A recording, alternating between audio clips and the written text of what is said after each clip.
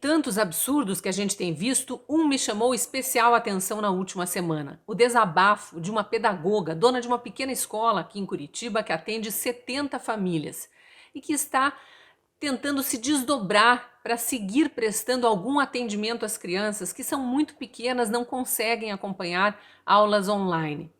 Ela diz que toda semana prepara kits de atividades para entregar para os pais fazerem com os filhos. Só que começou a faltar material de papelaria. E como isso é considerado não essencial, as papelarias estão todas fechadas.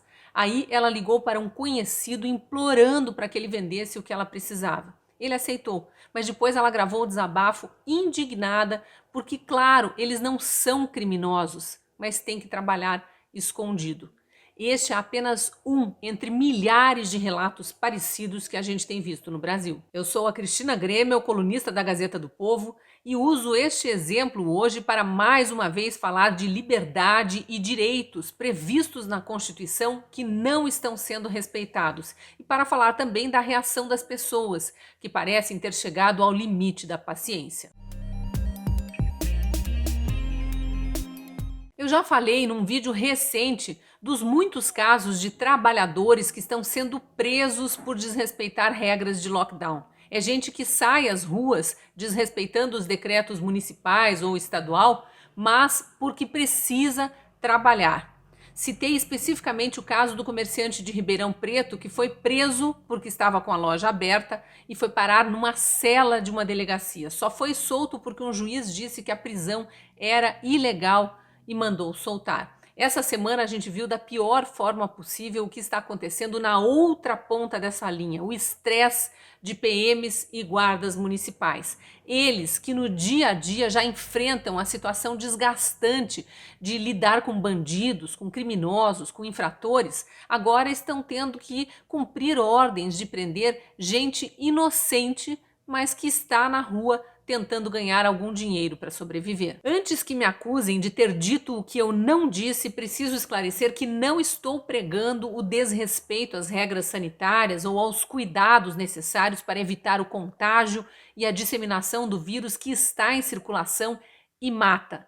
Estou falando que as pessoas que saem de casa para trabalhar, ao menos a maioria das pessoas que saem de casa para trabalhar, não tem salário garantido no fim do mês, mas tem contas para pagar. E mais do que isso, só conseguem levar comida para casa se ganharem algum dinheiro durante o dia, com o trabalho que estão acostumadas a fazer. É o famoso trabalha de manhã para pagar o almoço ou à tarde para pagar o jantar. É claro que tem gente que sai para trabalhar e pode estar ajudando a disseminar o vírus se não tiver responsabilidade, até por não saber que está doente, não ter nenhum sintoma. Todo mundo sabe que os trabalhadores usam transporte coletivo e que metrôs, trens urbanos e ônibus estão entre os locais de maior risco de contágio. Mas se o trabalhador usa máscara, deixa as janelas abertas, evita falar com outras pessoas dentro do ônibus, se cuida para não colocar a mão no rosto enquanto está lá dentro e lava as mãos assim que sai,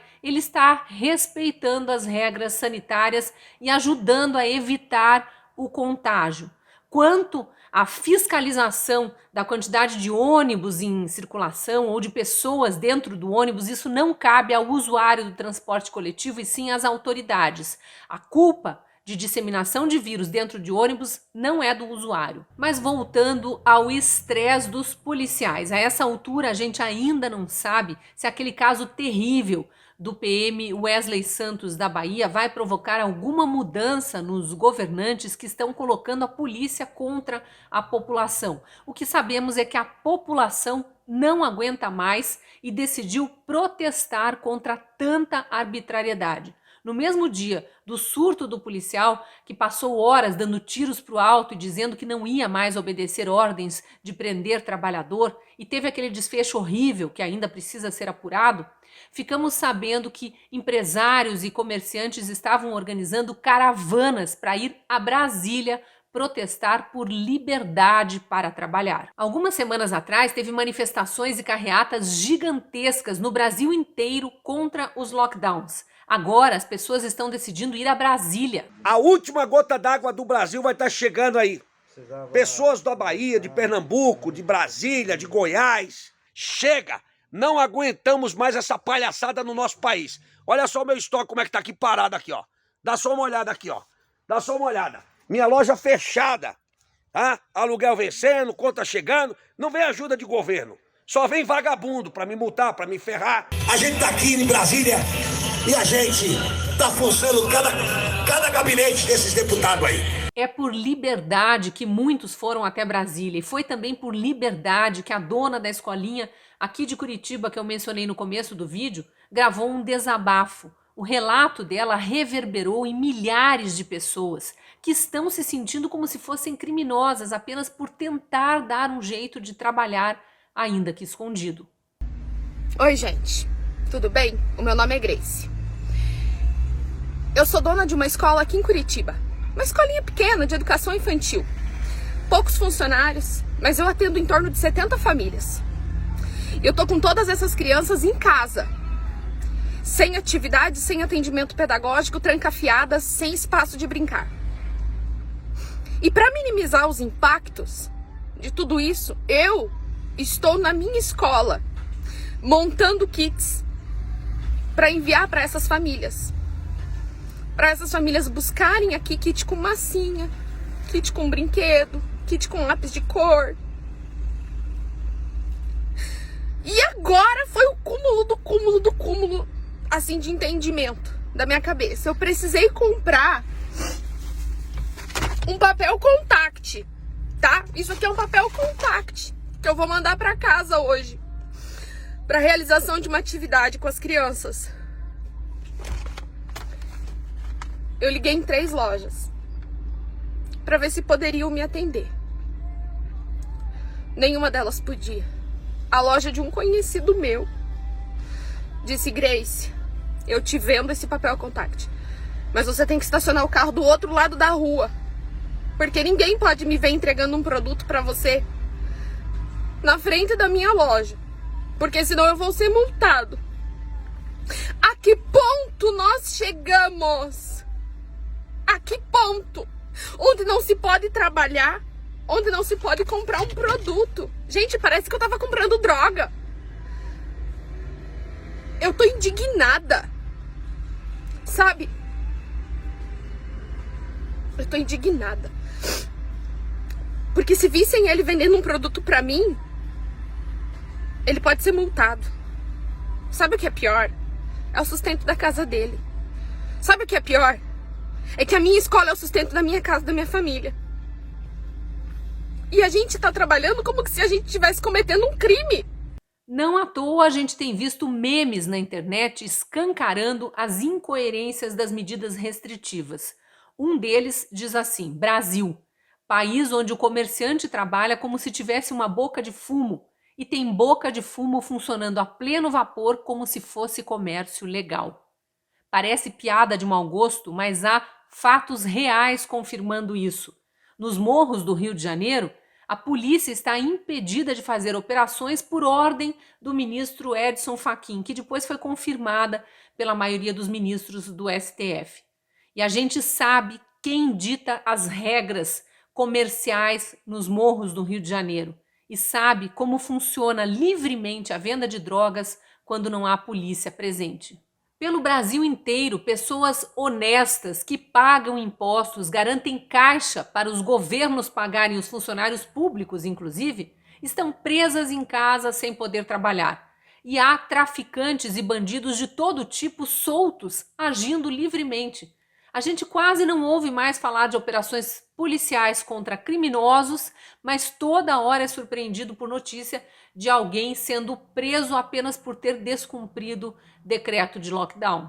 Estamos num momento especialmente desafiador. Em março de 2021, completamos 1 ano de pandemia no Brasil e mesmo com meses e meses e meses de medidas restritivas, esta é a pior fase de contágio em boa parte do país. A variante do vírus que está agora em circulação forte no sudeste e no sul do Brasil especialmente, tem muito mais capacidade de contágio, tanto que tem muito mais gente sendo contaminada, mais pacientes em estado grave, hospitais lotados e, infelizmente, mais gente morrendo. Nós precisamos nos cuidar Sim, nunca é demais lembrar isso. Mas tem uma coisa que precisa ficar clara para todo mundo. Quem sai de casa para trabalhar não é criminoso. A gente não pode esquecer que o judiciário mandou soltar milhares de criminosos. Enquanto isso, a população de bem está presa em casa, mas não está mais aceitando tudo calada. Está se manifestando do jeito que pode, gravando vídeos, divulgando na internet, mandando mensagens para vereadores e para deputados, porque são eles os fiscais do trabalho de prefeitos e governadores. E pedindo também para que cobrem a ação do Ministério Público. Ninguém mais aguenta ver medidas restritivas sem fim e nada de redução nos índices de contaminados, o número de mortes só crescendo. Os promotores de justiça e também os conselheiros dos tribunais de contas precisam exigir dos governantes uma satisfação sobre o que foi feito com o dinheiro que veio do governo federal para que estados e municípios se preparassem os serviços de saúde para atender mais gente. Por que não funcionou? A população em geral entende a necessidade de proibição de aglomerações e de fiscalização sobre o cumprimento de medidas sanitárias, mas não aceita mais imposições e restrições que impeçam as pessoas de viver. E você, o que acha de tudo isso? Como está enfrentando esse momento no Brasil? Deixa aí seu comentário, se gostou do vídeo, curta e compartilhe. E caso ainda não seja nosso assinante, me acompanhe só pelas redes sociais, te convido a assinar a Gazeta do Povo. Apontando a câmera do celular para o código da tela, você tem acesso a uma promoção e vai estar ajudando a manter vivo um jornalismo único no Brasil, que defende as liberdades individuais, a liberdade de expressão, inclusive a livre iniciativa, a liberdade para as pessoas trabalharem com responsabilidade. Te espero lá na Gazeta.